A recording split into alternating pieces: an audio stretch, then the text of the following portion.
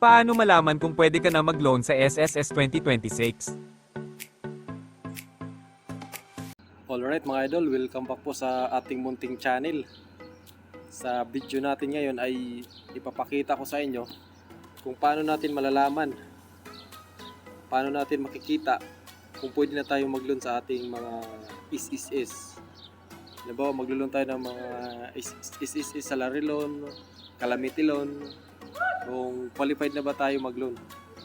Alright, una, punta lang tayo sa ating Google Chrome. Tapos i-type nyo lang dyan my is account. Katulad nito nakikita nyo. Ilagay nyo lang ang inyong username at password. Tapos i-sign in. Okay? Mga idol ay papakita ko sa inyo kung paano natin malalaman kung pwede tayo makapag-loan dito kay is online account. Okay? Loading lang mga idol. Hintayin lang natin kasaglit. Tapos na rin ako sa aking is salary loan eh. Tingnan natin kung pwede na.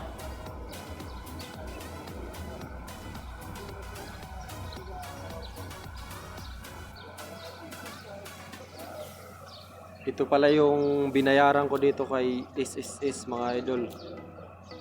Yung aking salary loan. Active loans without PR in.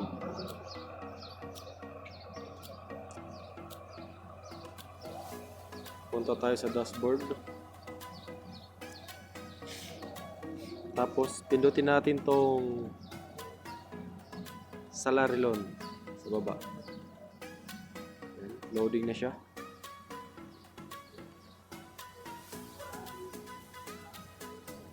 All right.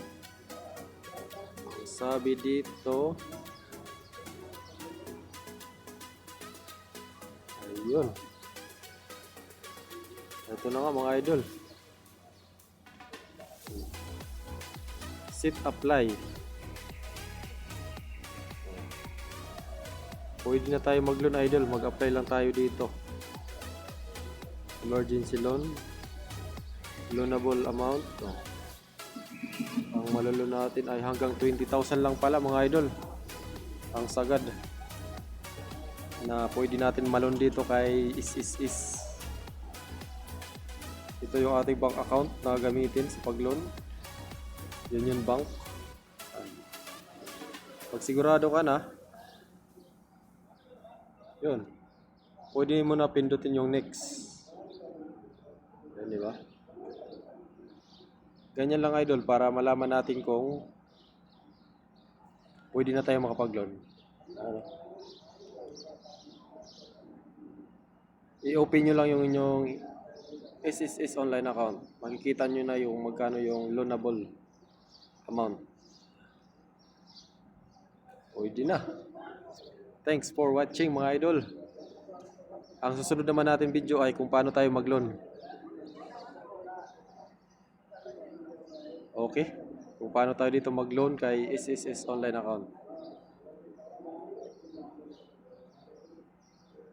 Sana nakatulong ang bidyong ito sa inyo. At kung may iba pa kayong katanungan, maaari po i-comment sa video nating ito at bibigyan po namin ng kasagutan abot sa aming makakaya. Please like and subscribe para sa mas marami pang kapakipakinabang na tutorial tulad nito. Salamat!